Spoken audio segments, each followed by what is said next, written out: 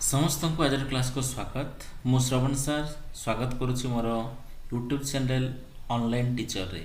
आज आम जहाँ आलोचना करने जाऊे सी हूँ आम स्पेशल ओटीटी 2025 एवं ओडियार किसी पेडागोजी आम आज आलोचना करवा जोटा कि प्रीवियस ईयर एग्जाम रे आसी। जो मैंने प्रथम थर पर चैनल को आसती निहाती भाव चैनल टी सब्सक्राइब करेंगे मोर आशा एवं वीडियोटी जदि भल लगे लाइक करेंगे। ठीक अच्छे एवं बेल बटन को प्रेस कले सब वीडियो गुड़िकर नोटिफिकेशन पाई पारिबे। तो चलो आरंभ करिबा आज क्लास टी को। 26 नंबर प्रश्न देख या पूर्व 1 to 25 यार प्रीवियस जो वीडियो थिला से आम आलोचना कर सारी एठू आलोचना करवा वर्तमान आम 26 नंबर केउंटी वर्णाशुद्धि निराकरण पाई उपयोगी नुहे। वर्णाशुद्धि निराकरण तार तो वर्ण तार शुद्ध करिवार अछि अभिधान व्यवहार निहाती भाव में तार वर्णर डेभलप हम बा वर्णाशुद्धि निराकरण हम दृष्ट लिखन रे भी पाइब बनान खेल रे भी हो पार। जदि हो पार ना ताले सेटा होची नीरव पठन। नीरव पठन रे तार वर्णशुद्धि आम करिपरिबा नाही।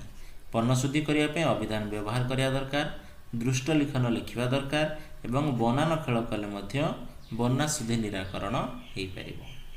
परवर्ती प्रश्न देख 27 नंबर पाठचक्र काहाकू कहा जाए। कौन कहला पाठचक्र काहाकू कहा जाए। श्रेणीगृह रे जड़े शिक्षक अनिर्दिष्ट विषय रे व्यक्तिकेन्द्रिक शिक्षादान निमंते नेउथिबा पदक्षेप। जड़े विशेषज्ञ को साक्षात करी जड़े पिला केते गुड़िए प्रश्नर उत्तर आदाय करिबा। परवर्ती देला एक निर्दिष्ट विषयक पत्रिका प्रकाश करी शिक्षार्थी मानक मध्यरे बांटी दबाटा। डी देला जड़े किंबा एकाधिक विशेषज्ञ एक छोट दलभुक्त शिक्षार्थी को एक निर्दिष्ट विषय रे दलगत आलोचना एवं शिक्षार्थी मानकर प्रश्नर स्पष्टीकरण देवा। ताले यार करेक्ट आंसर कोटा हवा आम जानी सारे ऑलरेडी ऑप्शन डी आसीबो। एथिरे जड़े किंबा एकाधिक विशेषज्ञ एक छोट दलभुक्त शिक्षार्थी को एक निर्दिष्ट विषय रे दलगत आलोचना एवं शिक्षार्थी मानक प्रश्नर स्पष्टीकरण देवा। ये हूँ पाठचक्र। परवर्ती प्रश्न को जीवा क्वेश्चन नंबर 28। देख क्वेश्चन नंबर 28 कौन देछि।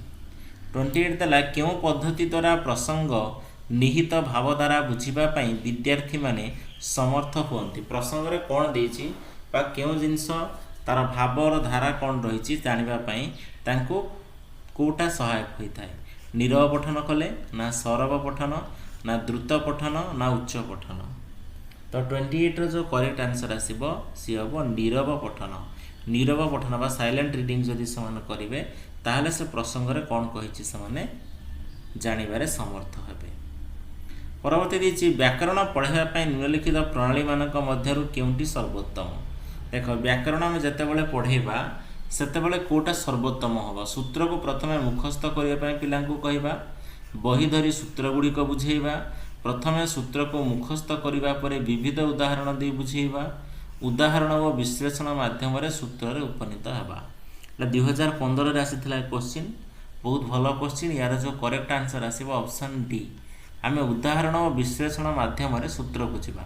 आम जदि डायरेक्ट सूत्र कहीदेबा ताले सेठी से ठीक रे डेभलप करि परिबे नाही बा व्याकरण ठीक रे शिखि परिबे नाही। तो 29 रो डी होची करेक्ट आंसर। परवर्ती प्रश्न देला पाठ्यपुस्तक विभिन्न पाठ शेष में समाधान सूचक निर्देशिका थाए यथा लेख पढ़ छवि देखी खाली स्थान पूरण कर इत्यादि अक्षर बा वर्णमाला शिक्षा करने निमंते क्यों पंथाटी सर्वोत्तम। एगुड़ा जो अच्छी एगुड़ा कौटा सबुठु बेस्ट हम। देख फास्ट देछि छवि देखिबे शब्द परिचित हेबे पढ़िबे लिखिबे। तो तापर देछि शब्द परिचित हेबे पढ़िबे छवि देखिबे लिखिबे।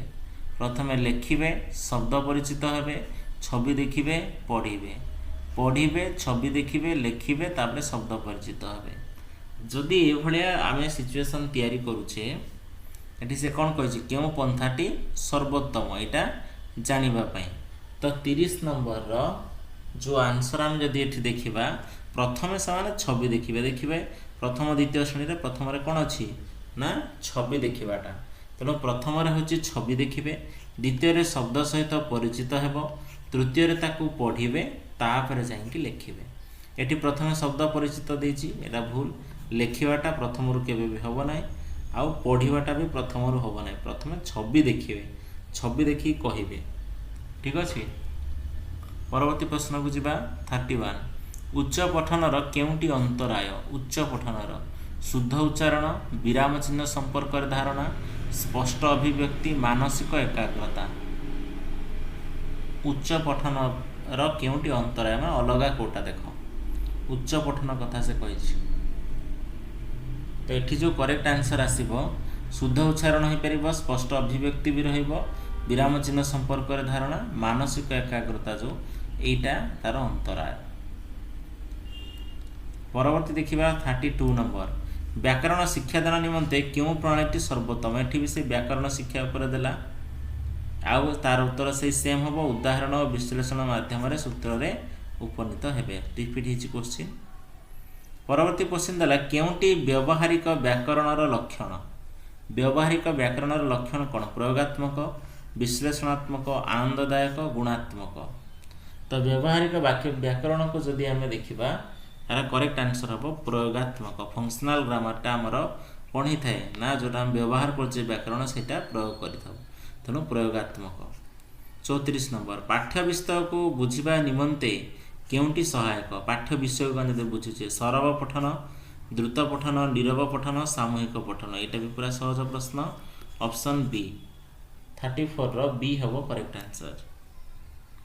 परवर्ती जीवा 35 निम्नोक्त केउंटी शिशु मनरे शिक्षा ग्रहण करने आग्रह सृष्टि करे नाही से कही पिला एथिरे बेसी इंटरेस्ट देखाए नाही पाठ पढ़ापी देख शिक्षक कैंद्रिक पंथा शिक्षार्थी कैंद्रिक पंथा प्रक्रिया भित्तिक पंथा कार्यभित्तिक पंथा तो देख कार्यभित्तिक पंथार निहाती भाव में कार्य करने इच्छा कर शिक्षार्थी कैंद्रिक पंथार ता अनुसार कार्य हम प्रक्रिया भित्तिक पंथा द्वारा विभिन्न प्रकार प्रक्रिया द्वारा कार्य कला शिक्षक कैंद्रिक प्रथा जो एथिरे से आग्रह करिवो नाही कहीं एथिरे शिक्षक होचंदी मुख्य शिक्षक कथा खाली से सुनिवो तार विशेष किसी भूमिका रहिबो नाही तेणु 35 रो करेक्ट आंसर ए हम एथिरे शिशु मनरे शिक्षा ग्रहण करने आग्रह सृष्टि करि पारे नाही कोटा ना शिक्षक कैंद्रिक पंथा। परवर्ती देला 36 विद्यालय रे प्राचीर पत्र प्रदर्शन द्वारा की उपकार साधित होई न थाए देख होई थाए होई न थाए दुटा जाक तुमको देखा पड़ो प्राचीर पत्र प्रदर्शन कले पठन दक्षता वृद्धि हम ठीक लिखन दक्षता भी वृद्धि होची ठीक सामाजिक संपर्क वृद्धि उपस्थान वृद्धि ए दुटार कोटा ठीक हम एठी जो आसीबो सामाजिक संपर्क भी वृद्धि हम प्राचीर पत्र द्वारा किंतु उपस्थान वृद्धिटा एटा ही न थाए ये उन्नति साधित होई न थाए ऑप्शन डी हम करेक्ट आंसर। 37 नंबर देख उच्च प्राथमिक स्तर में पाठ्यपुस्तक निर्वाचन क्षेत्र में क्यों विषय प्रति ध्यान देवा उचित नुहे देख क्यों विषय प्रति ध्यान देवा उचित नुहे बोली से कही ताले एठी करेक्ट आंसर आसीबो कोन प्रथम डी देछि प्रतिकूल विषय वस्तु चयन एठी ही हमर भूललाने प्रतिकूल नुह एटा अनुकूल विषय वस्तु चयन तेणु प्राधान्य देवा उचित नुहे यदि पचारिछि ऑप्शन ए प्रतिकूल विषय वस्तु चयन रुचिकर विषय वस्तु ठीक अछि समस्या और समाधान भित्तिक विषय वस्तु ठीक अच्छी कल्पना और युक्तियुक्त विकास कर सहायक विषय वस्तु यहाँ भी ठीक अच्छी जदि ए प्राधान्य देवा उचित न सेटा हूँ प्रतिकूल विषय वस्तु ठीक अच्छे।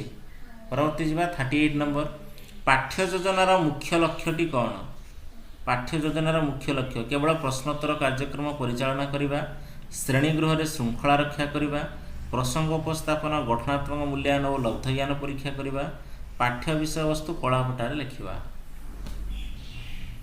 38 रो जो करेक्ट आंसर आसीबो प्रथमटा तो नुह केवल श्रृंखला रक्षा कले भी हेनी कलापटारे लिखले भी हेनी प्रसंग उपस्थापन करिया पड़ो गठनात्मक मूल्यांकन करिया पड़ो एवं लब्ध ज्ञान परीक्षा करने को पड़ो तेणु 38 रो करेक्ट आंसर होची ऑप्शन सी।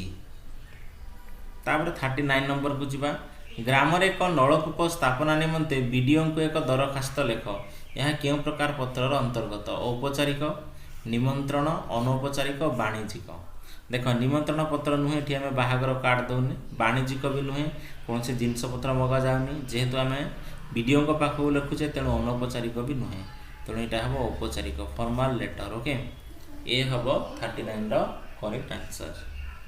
तापर नेक्स्ट क्वेश्चन को जीवा 40 नंबर क्वेश्चन। केउंटी शिक्षादान शिक्षण प्रक्रियार केंद्र बिंदु। यहाँ आम समस्ते जाचे शिक्षादान शिक्षण प्रक्रियार केंद्र बिंदु केउंटी सी हूँ विद्यार्थी बा शिक्षार्थी। Option C. ओके, जदि छुआ नहांती ताले शिक्षादान शिक्षण प्रक्रिया कौन हम, तेणु विद्यार्थी हूँ करेक्ट आंसर। परवर्ती देला केउंटी स्वशिक्षणर परिपंथी। स्वशिक्षणर परिपंथी शिक्षक सहायतार पाठ बुझा, बिना सहायतार पाठ बुझा, शिक्षण क्षेत्र में आत्मनिर्भरशील होगा, शब्द प्रयोग क्षेत्र में स्वदक्षतार वृद्धि घटाइबा।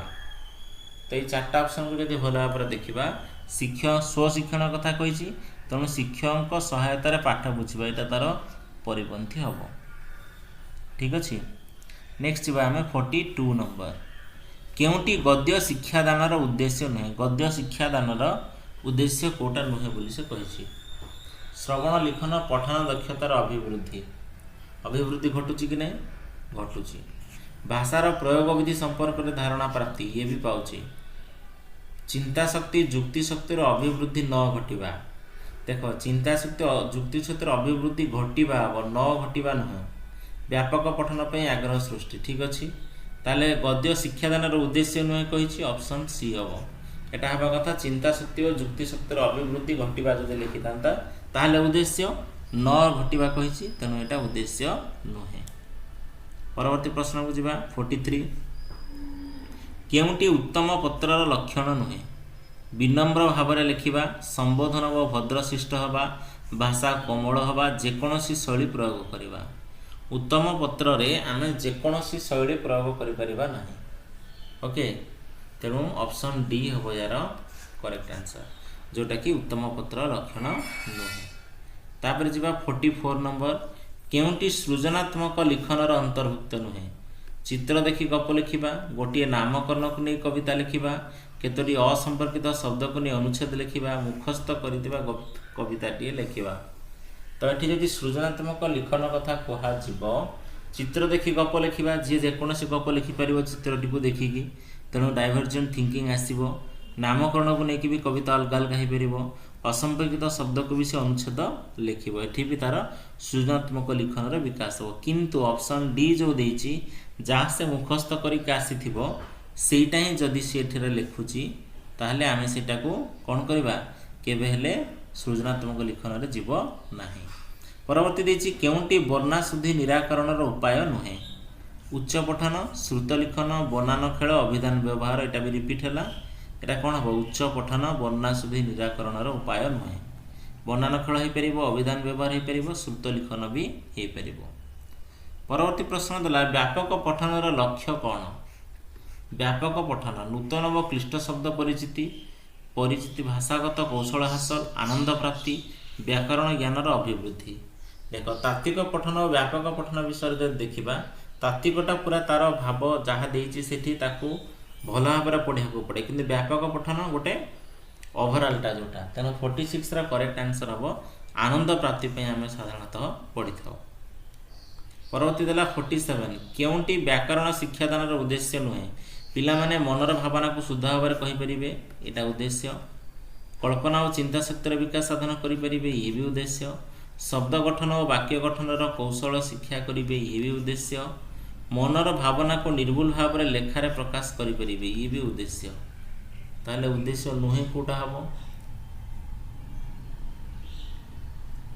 जो देला एठी व्याकरण शिक्षादान देछि। ओके, भाषा समूह व्याकरण शिक्षादान बोले एठी ये व्याकरण शिक्षादान उद्देश्य हम। शब्द गठन भी व्याकरण जीव, मनर भावना को निर्भुल जो वार्ड लिखी से ये भी जीव व्याकरण रे, किंतु एटा व्याकरण रे जाउनी। तेणु 47 बी। ओके, कल्पना और चिंता शक्तिर विकास साधन करें, सेटा व्याकरण शिक्षादान उद्देश्य नुहे। ऑप्शन बी हम 47 करेक्ट आंसर। ठीक अच्छे। नेक्स्ट क्वेश्चन को जीवा। देख 48 नंबर क्वेश्चन कौन रही। 48 देला अतिरिक्त साहित्य शिक्षादान बेले क्या उपर गुरुत्व देवा उचित। अतिरिक्त साहित्य शिक्षादान शब्दानुशीलन, विशद आलोचना, कठिन शब्दर स्पष्टीकरण, मुख्य भावधारार उपस्थापन। तो यार करेक्ट आंसर आसीबो मुख्य भावधारार उपस्थापन आमे ସେଇଠି ୟା ଉପରେ ଗୁରୁତ୍ୱ ଦେବା ଉଚିତ କାହିଁକି ନା ଏଟା ଅତିରିକ୍ତ ସାହିତ୍ୟ ପଢ଼ା ହେଉଛି ତେଣୁ ସେଠି ଆଉ କଠିନ ଶବ୍ଦର ସ୍ପଷ୍ଟୀକରଣ ଦରକାର ନାହିଁ ବିଶଦ ଆଲୋଚନା ବି ଦରକାର ନାହିଁ ଶବ୍ଦାନୁଶୀଳନ ବି ଦରକାର ନାହିଁ ଆମର କେବଳ ଭାବଧାରାଟା ମୁଖ୍ୟ ଭାବଧାରା କ'ଣ ଅଛି ସେଇଟା ଜାଣିବା ଦରକାର। ତାପରେ ଲାଷ୍ଟ କ୍ୱେଶ୍ଚିନ୍ କେଉଁ ପଦ୍ଧତିଟି ପଠନ ଶିକ୍ଷାଦାନ ପାଇଁ ଉପଯୁକ୍ତ ବିବେଚିତ ହୁଏ ନାହିଁ ପଠନ ଶିକ୍ଷାଦାନ ପାଇଁ ବର୍ଣ୍ଣାନୁକ୍ରମିକ ପଦ୍ଧତି ବାକ୍ୟ ପଠନ ପ୍ରଣାଳୀ ଶବ୍ଦକ୍ରମିକ ପଦ୍ଧତି ଗଳ୍ପ ପଠନ ପ୍ରଣାଳୀ। ତ 49 ର करेक्ट आंसर आसीबो वर्णानुक्रमिक पद्धति ये पठन शिक्षादान ପାଇଁ उपयुक्त विवेचित हुए नाही तेणु 49 ର करेक्ट आंसर आसीबो ऑप्शन ए। ठीक अछि आशा करूची आज प्रश्न गुड़िक समस्त को पसंद आसथिबो जदि वीडियोटी भल लागिछि वीडियोटी को लाइक करिवे जदि एपर्यंत आपण माने चैनल को सब्सक्राइब करिनांती सब्सक्राइब करंतु एवं जो माने हमर स्पेशल ओटीटी एग्जाम दौरान तांको मानक पाखु मध्य आपण माने शेयर करि परिबे। ठीक अछि आपण मानक सहित देखा नेक्स्ट क्लास रे। Thank you.